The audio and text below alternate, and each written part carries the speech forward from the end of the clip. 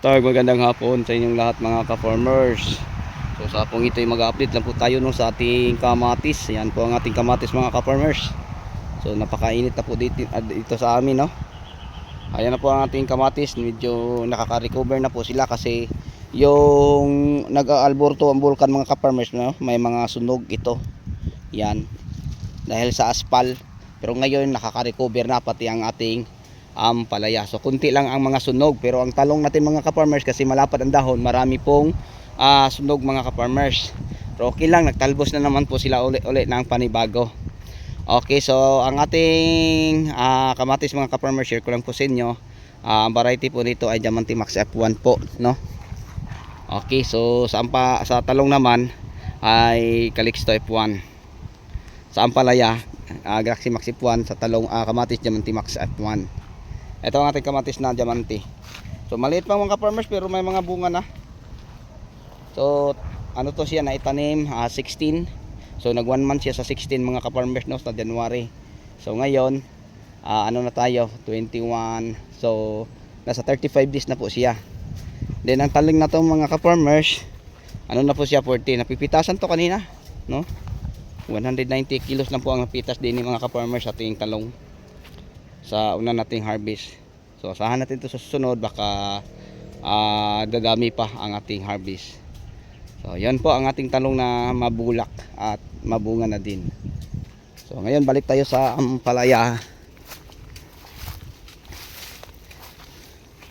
So ang ating ampalaya,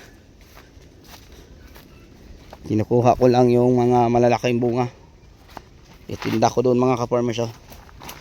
Yan. So napakasarap mga ka-farmers tingnan. Yan oh. Yan ang kagandahan mga ka-farmers no, sa hindi tayo magpo-pruning. Oh. Yung bunga nasa mga gilid lang oh. So pag maraming sanga, marami ding bunga na ating makikita no sa mga gilid. Yan, kinukuha ko yung mga malalaki katulad dito. Ay, may doon hindi ko nakita. Iikutan ko na lang mga ka-farmers para makuha ko.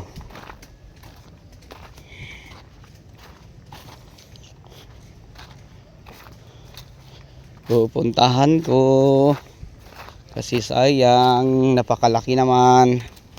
So yung bunga nasa gilid. Meron pa oh.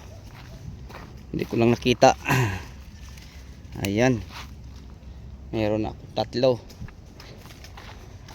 Nakakatuwang mamitas mga ka-farmers no, ng mga bunga ng ampalaya, lalo na pag nasa mga paglimang harvest na po tayo, kasi marami na mga ka-farmers. So yung ganito kalawak, kung nasa panglimang harvest, kaya na to sa mga 500 kilos mga ka-farmers. Kasi ang mga bunga ay sabay-sabay ding lumaki.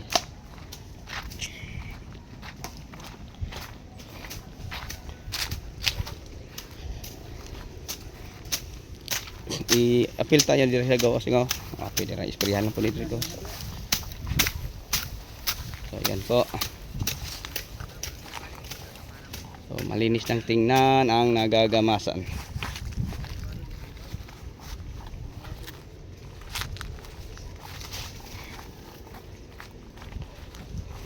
So ulitin ko ha, ang variety po ng ating ampalaya ay Galaxy Max F1.